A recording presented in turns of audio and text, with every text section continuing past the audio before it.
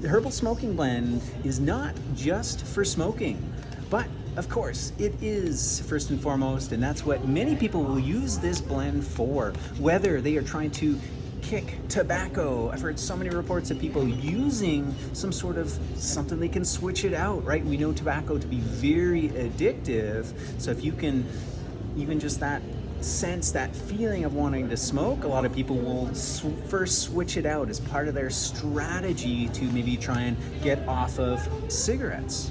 This can also be used in combination with other things that you might smoke, right?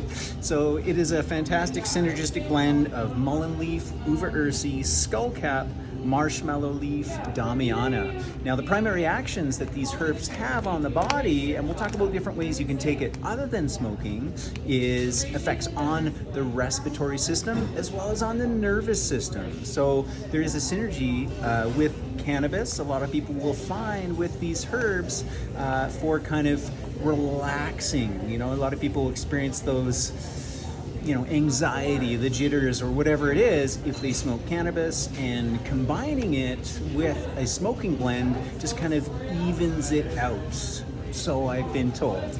Other ways you can actually take these herbs, there's the idea of smoking in a more traditional sense. Yes, inhaling directly into your lungs, but it also can be a smoke in the sense of like a sage, you know, just to put into the air and allow the benefits to come that way, and less direct into the lungs, more kind of atmospheric, like a smudge.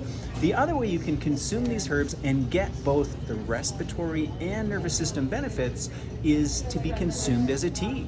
So here we are, this herbal smoking blend can be prepared as a tea, as an infusion, just steeping these herbs and drinking it. So however you choose to take it, for whatever the reasons, I've heard so many benefits about taking these types of herbs, including someone had mentioned that they had COPD, which is basically obstruction in the lungs, and by these herbs kind of help open up those respiratory pathways where they could breathe better, as well as, of course, like we talked about, you know, helping transition off of tobacco or off of cannabis, or a combination with. So if you enjoy that experience, that sensation of smoking, you can blend it so it's not all tobacco, it's not all cannabis, it's a nice mix, and then you're getting a much fuller, broader spectrum of benefits with your herbal smoking blend.